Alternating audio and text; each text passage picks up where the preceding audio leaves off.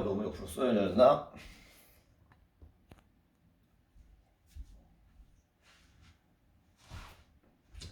안녕하세요. 매일매일 운동하기를 실천하고 있는 동탄 왕코입니다.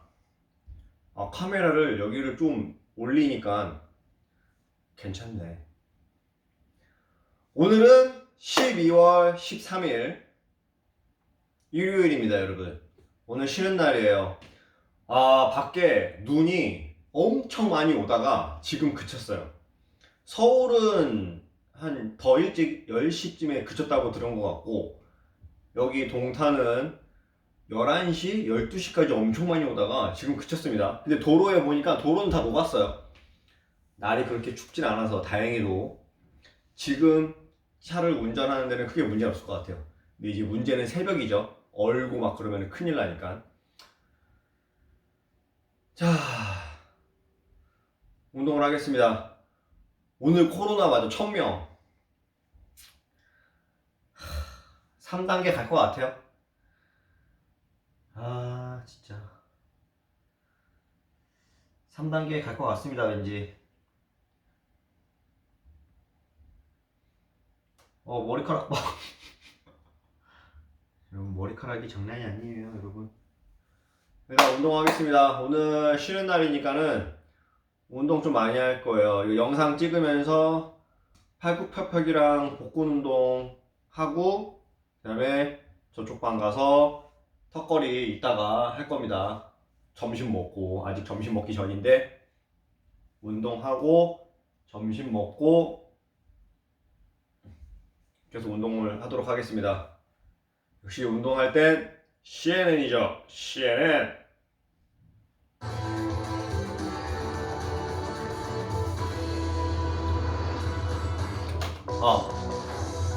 폼 운동은 아까 했어요. 영상 찍기 전에.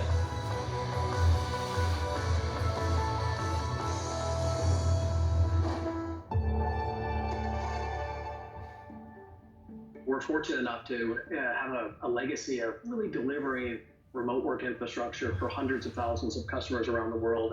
We've been doing this for about 30 years. So when the pandemic hit and customers were really rushing large populations to work remotely, it was just a natural extension for us. I think the one real surprise for a lot of organizations during this period of time has just been how productive, how engaged, and how successful their organizations have been in this mode. Because let's face it, remote work is in fact work. The conclusion is that the vast majority of workers around the globe are looking for a more flexible environment. And the idea being that they can be productive regardless of where they are. Work is about output, it's about engagement. I think you're going to see many more organizations embrace this idea going forward. It's better for their business, it's better for the employees, and it's better for the bottom line.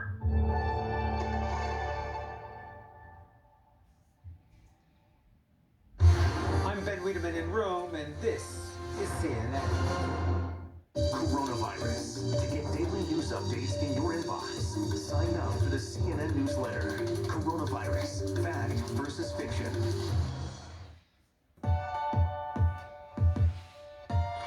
Welcome to African Voices. I'm Maritopo. This week, we're featuring two fashionistas from South Africa with change-making style. We'll begin with a designer who pays homage to her heroes through her internationally recognized collection.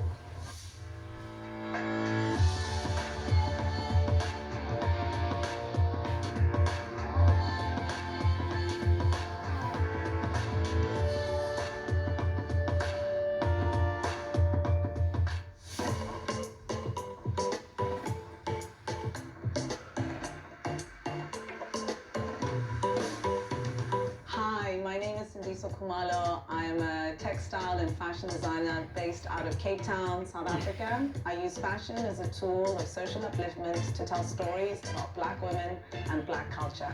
And I am a change maker. I really believe that fashion is a cultural tool. And I do believe that, like art, it can really define a moment. If you have an agenda or something that you feel passionate about, for me it's GBV, Black Lives Matter, then you can push that through with your art. And so I feel like fashion can definitely be a lot more than a pretty garment on a rail. And essentially, I think at the world that we live in right now, there's just too much going on for you just to make pretty clothes.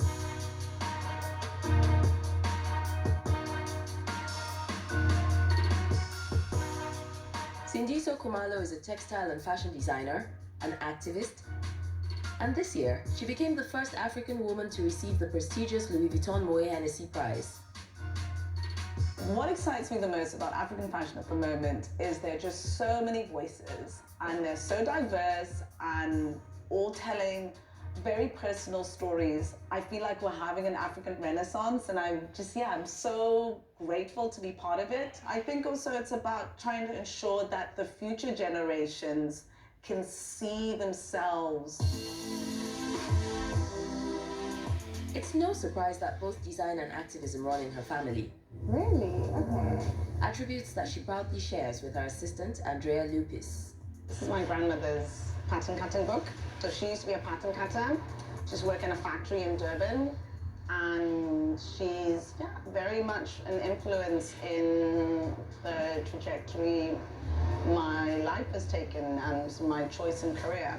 She taught my mum how to make garments, how to sew, how to cut a garment off cloth, and then also my mum then taught me how to sew.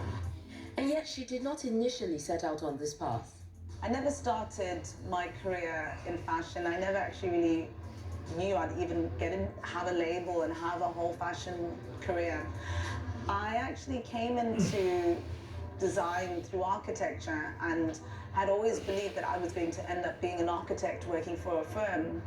And then in my early 20s, my dad very suddenly passed away in a car accident on his way to work. And it was very much in that moment that I realized that life is short.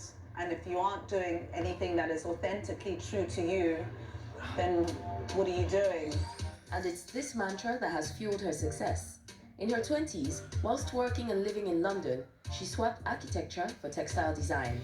Textiles exists within fashion and it also exists within architecture, and so I felt like it was a really nice mode. I've also always been interested in drawing and creating patterns, so I feel like textiles was definitely quite a natural thing for me to get into, the graphics of how you make things and how graphics can begin to tell a story and tell a new kind of narrative. Today, fabrics are a defining part of her aesthetic and her label, which she launched 5 years ago. Welcome to my studio. Come on in. 운동 하나 하고 머리카락 줍고 운동 하나 하고 머리카락 줍고. Black culture and black history, and being able to tell that story myself as a black woman, and that's what I bring to my work. Her latest collection poignantly embodies this vision. So this last season was dedicated to Harriet Tubman, and the collection is called Minty, and the collection was actually named after her. Her name was Araminta, and her family used to call her Minty for short. Essentially what I wanted to do was to try and portray the story of this iconic black woman and her childhood in a way that would sort of expose the brutality of slavery, but in a way that was compelling for people to at least come into the story. This is Harriet Tubman over here, and for me it's like I'm really interested in, number one, how these women had an image taken, and this is, you know, just at the end of slavery. They just really inspire the work, and they inspire the shapes and the detailing of their dresses, and they've got a real poisedness about them. There's just something deeply regal about these women, and I feel like I'm standing on their shoulders in a way. The Minty collection debuted at Milan Fashion Week in February 2020, and true to form, the prints she created were a key part of conveying her message to the world.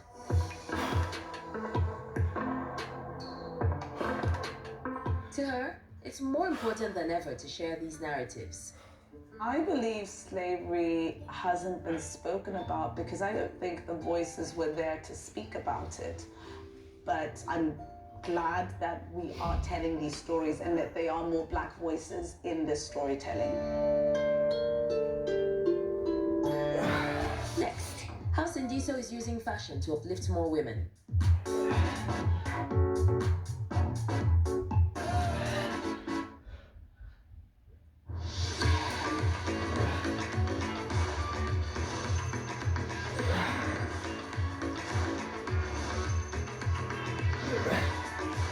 Wherever you are in the world, Lotte is always close to you. Lotte will be with you throughout the world until the name Lotte is synonymous with friendship. Your lifetime friend, Lotte. Flying cars and driverless trucks are already a glimpse into the future, with the promise of faster and more efficient travel. Making a plane fly itself is easier than making a car drive itself. The mission is to free the world from traffic. The future of transportation is going to be in the air. What will change in our buildings, in our cities, and in our lives to get us there? Tomorrow Transformed, today on CNN, 더워. in partnership with Expo 2020 Dubai.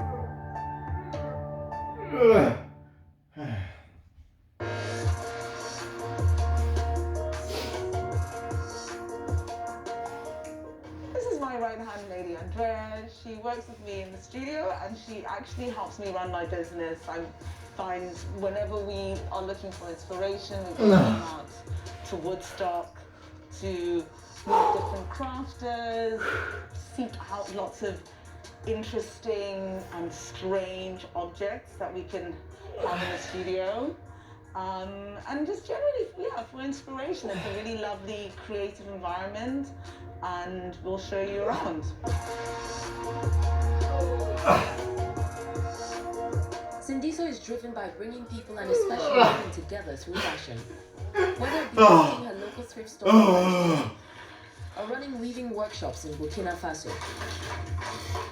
I work in Burkina Faso with an amazing studio called Maison Yze, which is run by my friend Mary Jo. She started this amazing workshop and we started off 3 years ago just doing very small samples together, and it's all hand woven. Not only is this kind of cultural sustainability or heritage sustainability, like ensuring that this heritage of this making continues, but also the environments, like these are just very rural environments in Burkina Faso, and it just ensures that there's an economy still coming into that community. For her, social upliftment and sustainability go hand in hand. I work with an NGO called Embrace Dignity, and they're based in Cape Town. And they're an amazing NGO that help women who have come out of either sex work. Some of the women have been trafficked as young girls into sex trafficking, and they basically give them a new chapter, and they provide them with counseling, and then we work with them on a program where we take the women on as just recruits into our business and try and give them skills such as crocheting and sewing skills. Essentially, if you can empower like one person who's gone through quite a hard, very exploitative environment, and you can change that one person's life, you be sure that that person's going to change somebody else's life. It's going to, kind of ripple effect. But I also feel like making them feel safe, and so our space is all about feeling safe, and we wanted to create a very girl power environment. We can build from inside and build their self-confidence. It's the most special work I've ever done, and I'm so excited about it, and I can't wait to take on new recruits. Can you make a Lego banana bread for me? I'll try to make a Lego cake for a Lego banana. This changemaker is refreshingly real about what it takes to juggle fashion, NGO work, family, and advocacy whilst in the midst of a global pandemic. The idea of being in the fashion industry always sounds super glamorous, and obviously it has its moments of glamour, but essentially in the industry it's a job and it's a lot of hard work, and I'm a full-time mom as well as a full-time entrepreneur, and so for me running a business, I am listening. Running a business for me is about trying to keep all these hats going, yes, as you can see. While she may wear many hats, it's this one that has motivated her the most to be even louder in using her voice to advocate for women of color. Being a mother to a daughter has definitely made me more assertive on taking a stand on all the female-based issues that exist. And she believes that through fashion and design, meaningful change is within reach. 와, 저기 진짜 멋있다. As cultural custodians, I believe that it's our responsibility to ensure that these conversations we're having about Black history, Black Lives Matter, violence against Black women, that we ensure that these are not stories that are told just for a moment in time, for an Instagram feed, but there are stories that are going to be continued to be told throughout history. Our next changemaker is a stylist with a bold sense of fashion that has made her an influencer in South Africa's entertainment industry.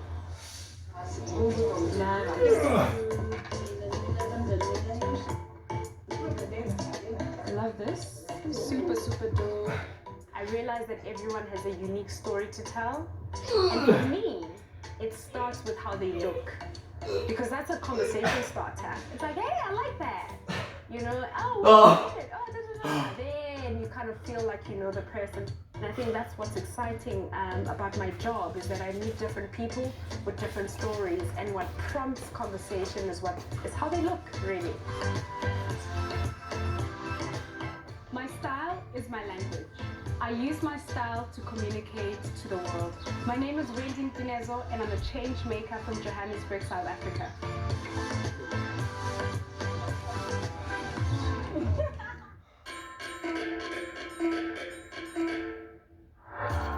With her unique fashion sense and quirky image, Wendy Dinezo is a style icon in South Africa. I'm a girl who wears many hats. She dresses and inspires the country's celebrities while using her influence to shape the region's fashion landscape. I call myself a fashion entrepreneur because anything and everything that I get up to has to be tied down to fashion. Whether it would be me shooting some video content, it literally has to speak to fashion. Whether I am being an influencer, I have to be working with a fashion brand. So what I do, to sum it up, is fashion entrepreneurship. So just arrived at one of my clients, Tammy Dish. He is a public figure here in South Africa. Good. Thank you, sir. I'll be working on his weekly looks. Basically, I'll be just styling him for the whole week. And what's pretty exciting is that we're working on an event that's coming on, the Feather Awards. So yeah, can't wait to show you. So I've got a couple of things in here that you can play around with. Sure. I keep some of my hats here. This pink. Yeah, of course you love the pink. Okay. So you can like try and figure something out. Mm-hmm. I bought this somewhere in London. Love it. It's like I'm waiting for somebody's waiting or Yeah. So what I've got to do is to find ways to reuse some of my items. Okay. Right? But style it differently. I like tutus, I like wearing dresses. I like color, and a pop of color is always great for me. So you can see you've laid out a couple of things here, and I'm glad that we've got the red, the orange, you know, the green, the blue, and the purple, which are all our pride colors. What makes a good stylist is someone who pays attention to detail. This is for color. You know, you have to understand fit. I love it. Love it. You have to understand detail. You have to have a trained eye. I like the orange better. What purely that means is that, you know, understand color coordination, know when something doesn't fit right. I like it too. It's a real good thing for me. Yay! And when you wear it, you just... It's like a princess. This is the look. It's not just Tommy that Wendy finds the perfect looks for. Wendy takes center stage as she dresses a whole cast of characters from a popular TV show. Yeah. Now talk to this guy.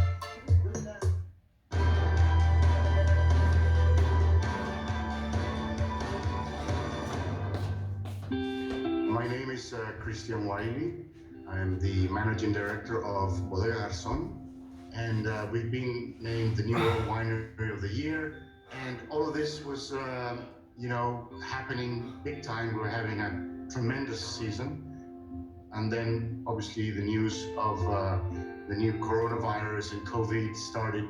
It was very tough to shut down a successful hospitality operation, but that was also the door, you know, to welcome or to access for the virus into the company. And we've now reopened only on weekends, but we had to, you know, re-engineer our proposal basically for local tourists. So I think you need to be very respectful of what's happening. You need to be a super serious and if you like, a drastic leader when it comes to protecting your people, your products, and obviously the business, but first of all, your employees. And I'm an optimistic. I think things will eventually get better. In my line of work, as a winemaker, I learned early on that those great, fabulous, delicious red wines only get better with time. So we have patience on our side. 네, 해외 와인이 되게 유명하잖아. 우리나라는 뭐 원래 와인을 먹는 나라가 아니었기 때문에 뭐 아닐 수도 있겠지만, 근데 우리나라 포도보다 확실히 외국 포도가 더 맛있나요? 와인을 만드는 법이 다른가?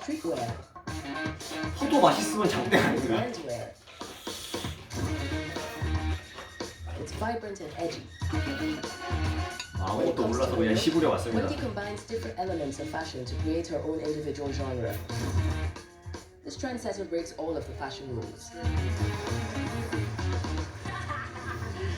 My style is very comfortable. I always go for comfort. If I feel uncomfortable, then it means it's not me. So it starts with comfort. And then really, pretty much I love loose and, you know, tomboyish, you know, fits. This is Makosa. This is the Makosa mask, one of my favorites. He's absolutely amazing. And this hat is from Simon and Mary. And these glasses are Gucci. I just dress the way I feel, and I use it as a language to kind of communicate with the world and say, this is who I am. I grew up in Orange Farm. It's in the far south of Johannesburg. So this is me over there. I'm the only child, but I grew up with my cousins, my grandmother and my mother.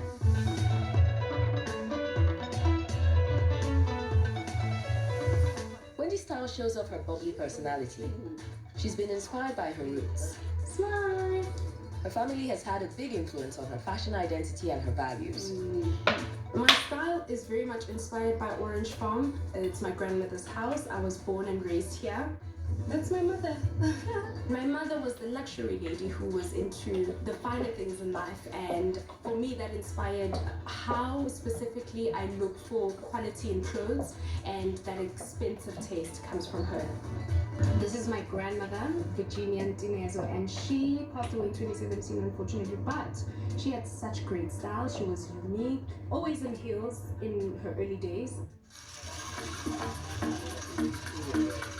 The people that inspire me here, there's lots of personalities with color, and I think I take a lot and I borrow a lot from different people here. Wendy always knew she had an eye for fashion, but admits that breaking into the industry wasn't easy because she wasn't sure how to turn her passion into a career. I didn't know how to sell it. I knew I had a trained eye. I knew that I was gifted because I was always told, that, oh, you look nice, or I like this, I like that. Every time when I step out of the house, there's a compliment, and I didn't know how to 운동하기 take it and make money out of it and make it a part of 25분. my life. 팔굽혀펴기 20개 마지막으로 하고 Influencer for South Africa 영상은 종료할게요. But she admits, at the time, the concept of fashion influencers was just beginning, and it was all about trial and error. At the time when I got into it, nobody understood. Brands didn't understand. Influencers ourselves didn't know what we were doing, but we were kind of figuring it out as we were going.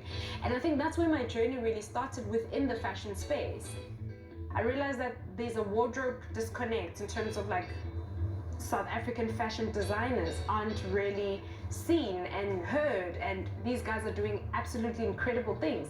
So I really thought I could literally be the drive into doing that, and then I went in with Black Merch Wardrobes, and that was the birth of me providing clothes for production houses. Mandy, you look good. I see you. Rocking. 와, 나 진짜 이게 Good. I'm here at one of my favorite South African designers, Tepo the Jean Maker at the Victoria. 이게 최고예요. I really love, and I'm inspired by him. I love him. Wendy establishes relationships with various local fashion designers. Oh, you have mini skirts. I didn't even know. The designers will show her their latest creations. It's like Yeah, crop top. Yeah, okay, cool. you could rock this. You think I can rock this? And she uses